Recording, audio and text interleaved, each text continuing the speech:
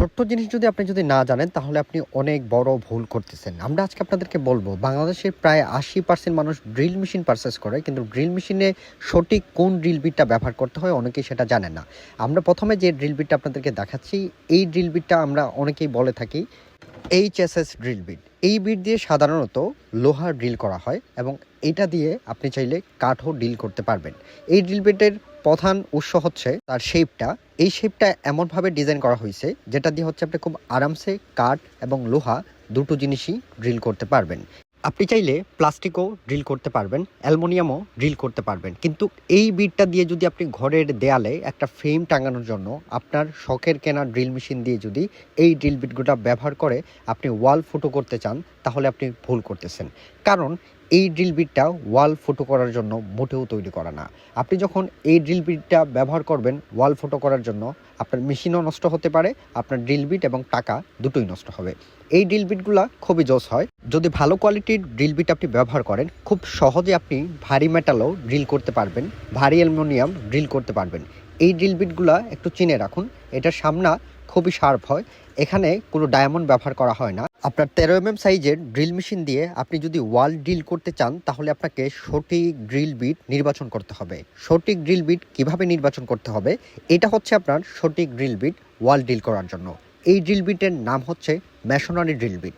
এটার সামনে ডায়মন্ড লাগানো থাকে, এই জন্য খুব আরামসে এটা দিয়ে ওয়াল এবং কংক্রিট খুব আরামসে আপনারা ড্রিল করতে পারবেন। এই বিটটা শুধুমাত্র আপনি ব্যবহার করতে পারবেন আপনার কেনা 13mm সাইজের ইমপ্যাক্ট ড্রিলে। এটা হচ্ছে আপনার 5 পিসের ওয়াটফো ব্র্যান্ডের মেশনারি ড্রিল বিট সেট। এই প্রোডাক্টগুলোর প্রাইস হচ্ছে 6mm, যেটা সবচেয়ে বেশি চলে, প্রাইস হচ্ছে মাত্র 50 টাকা। এটা হচ্ছে আপনার হ্যামার ড্রিল মেশিনের ড্রিল বিট। হ্যামার ড্রিলের ড্রিল বিটগুলোর শেপ একটু আলাদা থাকে। আরেকটা ড্রিল বিটের সাথে আপনি পরিচয় হয়ে নিন।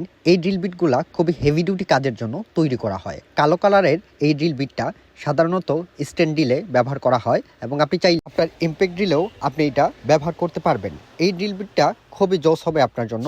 হেভি কাজের জন্য, হেভি লোহা যদি ড্রিল করতে চান, তাহলে আপনারা এই টাইপের ড্রিল বিটগুলো আপনাকে পছন্দ করতে হবে।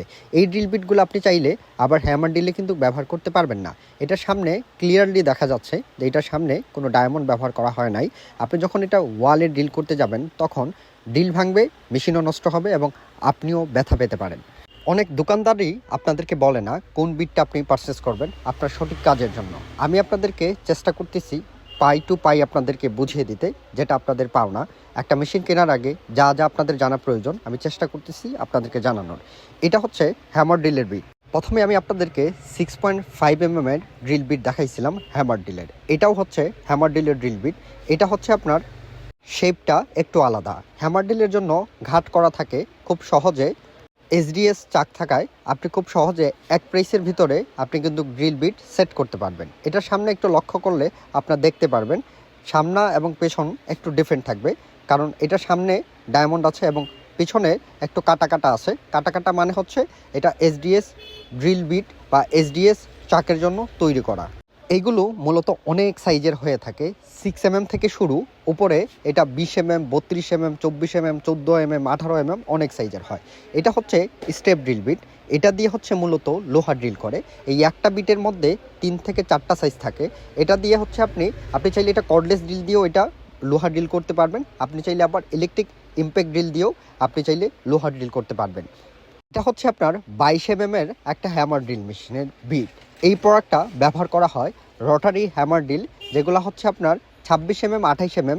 এই প্রোডাক্টগুলো দিয়ে আপনি চাইলে এই ড্রিল বিটটা ব্যবহার করে ওয়াল এপার ওপার করতে পারবেন। এগুলো খুবই হেভি ডিউটি কোয়ালিটির ড্রিল বিট, আমাদের কাছেও অ্যাভেলেবল আছে, চাইলে আমাদের কাছ থেকেও নিতে পারবেন।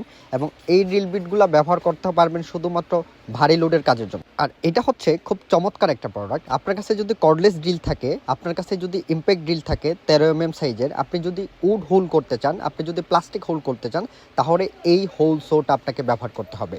এগুলা খুব ইজি মেথড। এটা আপনি চাইলে আবার হ্যামার ড্রিল দিয়ে পারবেন না।